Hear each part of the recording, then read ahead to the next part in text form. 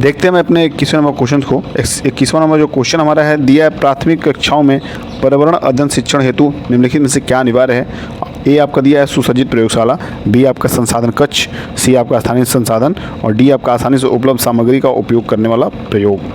Option दिया है, इन option के थ्रू आपको सेलेक्ट करना है अपना आंसर।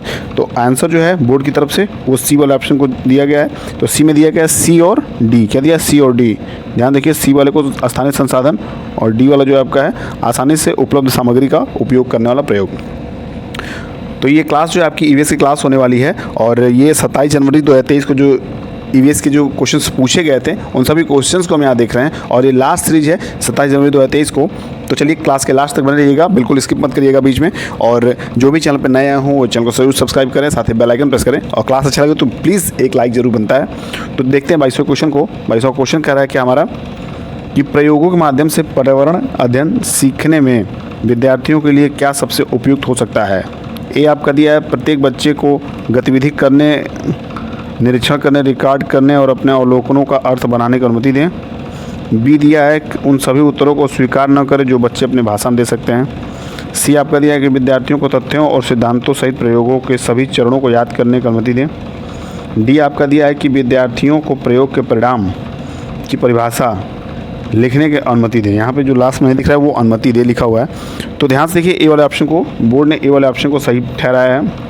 दिया इसमें क्या कि प्रत्येक बच्चे को गतिविधि करने, निरीक्षण करने, रिकॉर्ड करने और अपने अवलोकनों का अर्थ बनाने की, यहाँ होगा बनाने की अनुमति दें। तो इस तरह ए ऑप्शन सही हो जाएगा। बात करेंगे अगले क्वेश्चन की। अगला क्वेश्चन हमारा निम्नलिखित में से कौन सा दस्तावेज एक निश्चित अवधि में बच्चे के उत्तरोत्तर अधिगम उपलब्धि का संचयी साक्ष्य है। ए वाला ऑप्शन है आकलन सूचक अंकन पुस्तिका, बी आपका है वार्षिक आकलन अभिलेख पंजिका और सी आपका है पोर्टफोलियो और डी आपका रिपोर्ट कार्ड।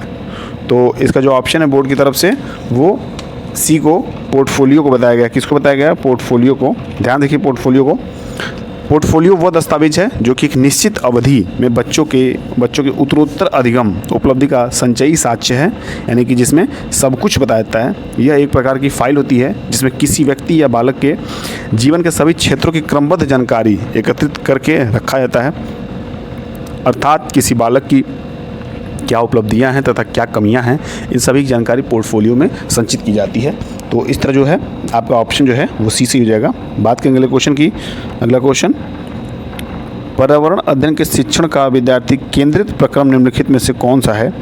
ए आपका है लेक्चर मेथड यानी कि व्याख्यान विधि, बी आपका है श्रुत लेखन, सी आपका है व्याख्यान एवं श्रुत लेखन, डी आपका है प्रयोजन विधि। तो इसका सही ऑप्शन जो चूज़ करना हमें, तो क्या हो जाएगा? ध्यान से देखिए, डी वाला ऑप्शन को दिया है प्रयोजन विधि। क्या है? प्रयोजन विधि। और कैसे प्रयोजन विधि सही हो जाएगा समझिएगा। पर्यावरण के शिक्षण का विद्यार्थी केंद्रित प्रक्रम आयोजन विधि है। इस विधि का मुख्य आधार यह है कि विद्यार्थी सहयोग एवं सक्रियता से वास्तविक सामाजिक परिस्थितियों में सीखे। जैसे स्थानीय क्षेत्र में वनस्पति व प्राणियों के अध्ययन से संबंधित प्रायोजना पर जब विद्यार्थी कार्य करते हैं तो क्षेत्र की जलवायु, मिट्टी की बनावट, प्राणियों की भोजन संबंधी आदतें तथा अन्य जीव वैज्ञानिकों एवं संरचना, व्यवहार, अनुकूलन आदि तथ्यों की भी जानकारी उन्हें मिलती है। अतः यह विधि शिक्षक एवं छात्र में स्वस्थ अंतःक्रिया स्थापित करती है। इस तरह जो डी ऑप्शन आपका प्रयोजन विधि वो सही हो जाएगा। बात करेंगे अगले क्वेश्चन की। अगला क्वेश्चन हमारा दिया है कि इंदिरा को यह समझने में कठिनाई हो रही है कि सांप के काटने की दवाई सांप के जहर से ही बनती है। इंदिरा के शिक्षक को निम्नलिखित में से कौन सी विधि का प्रयोग करना चाहिए जिससे वह इसे बेहतर तरीके से समझ सके और लर्न कर सके। ये विधि जो है आपका दिया हुआ है कि सांप के काटने पर इलाज कैसे किया जाता है, इस पर वार्ता के लिए डॉक्टर को आमंत्रित करें। बी ये दिया है कि सांप के जहर से दवाई जो है कैसे बनाई जाती है, यह समझाने के लिए सपेरे को आमंत्रित करें। शिक्षक द्वारा इस प्रक्रिया की व्याख्या की जाए। और डी आपका है कि सांप की जहर की दवाई कैसे बनाई जाती है उस प्रक्रिया का वीडियो प्रस्तुतिकरण करें। तो देखिए, जहाँ तक मेरा अपना अनुमान है, ये सबसे पहला वाला जो है वही एक बेहतर तरीका है कि आप अगर डॉक्टर को बुलाते हैं किसी भी चीज़ को, जैसे सांप के काटने का जो दवा बनता है वो सांप के जहर से बनता है, ये बिल्कुल सही है, एंटीडोट जिसको बोलते हैं। तो वो आप इसमें उनको बुला सकते हैं डॉक्टर को।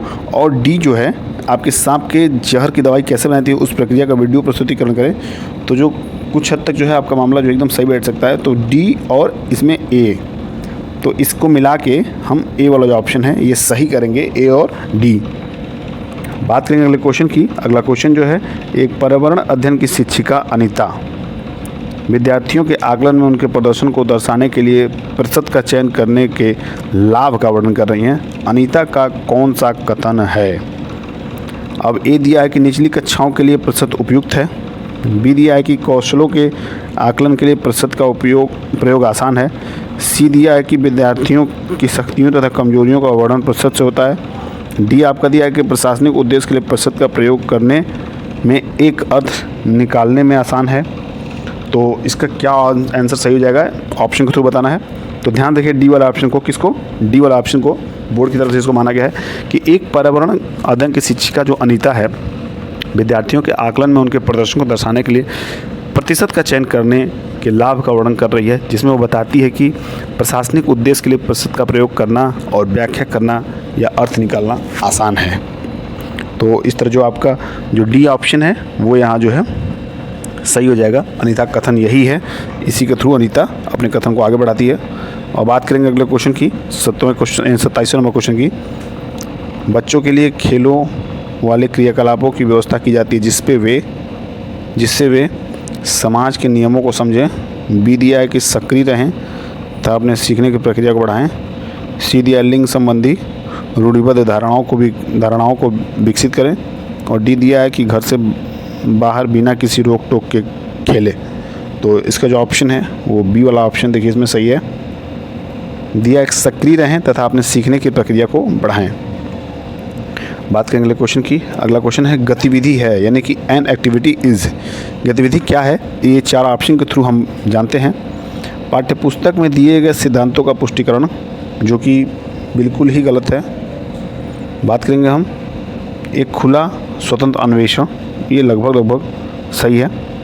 अगला क्वेश्चन देखते हैं। अगला ऑप्शन है सी दिया है कि बच्चों को सीखने में सहायता करना, ये भी गलत हो जाएगा। डी दिया है कि अवधारणाओं को प्रस्तुत करने का तरीका, ये भी गलत हो जाएगा। तो आपको जो सही हो जाएगा वो आपका बी वाला ऑप्शन है, एक खुला स्वतंत्र अन्वेषण। अगला क्वेश्चन देखते हैं। दिया है कि EVS as a subject is. पर्यावरण किस प्रकार का विषय है? पर्यावरण किस प्रकार का विषय है उसे हमें बताना है। तो ऑप्शन ए दिया है कि जिसमें अन्य विषय समाहित हो, बी दिया है विषयक, सी दिया है अंतर विषयक और डी दिया है अंतरा विषयक। तो जो सी वाला ऑप्शन है आपका अंतर विषयक, ये यहाँ पे बिल्कुल सही हो जाएगा। समझते हैं इसको। पर्यावरण अध्ययन एक अंतर विषयक प्रकार का विषय है क्योंकि इसमें कई विषयों से जानकारी और विचार शामिल किए जाते हैं। प्राकृतिक विज्ञान के अंतर्गत जीव विज्ञान, रसायन विज्ञान और भू विज्ञान जैसे क्षेत्रों को भी पर्यावरण अध्ययन में शामिल किया गया है, जिससे कि इसकी अंतर विषयक प्रकृति की पुष्टि होती है। बात करेंगे अगले क्वेश्चन की। ये आपका क्लास का लास्ट क्वेश्चन है और 27 जनवरी 2023 का जो एग्ज़ाम हुआ था उसका भी ये लास्ट क्वेश्चन है। देखते हैं इस क्वेश्चन को। पर्यावरण अध्ययन की पाठ्यपुस्तकों में सामग्री कैसी होनी चाहिए? ए दिया है छात्रों को लिखित जानकारी देना, बी दिया है प्रश्न करने एवं अन्वेषण के अवसर प्रदान करना, सी दिया है रटने को हतोत्साहित करना और डी दिया है परिभाषाओं तथा विस्तृत विवरण से बचना। तो जो इसका ऑप्शन है वो देखिए इस ऑप्शन थ्रू बताना है, यानी कि ए वाले में दिया है कि ए बी सी, बी दिया है बी और सी दिया है ए सी डी और डी दिया है बी सी डी। तो क्या सही हो जाएगा? जो बोर्ड की तरफ से इसका ऑप्शन सही बताया गया है वो बताया गया है डी को।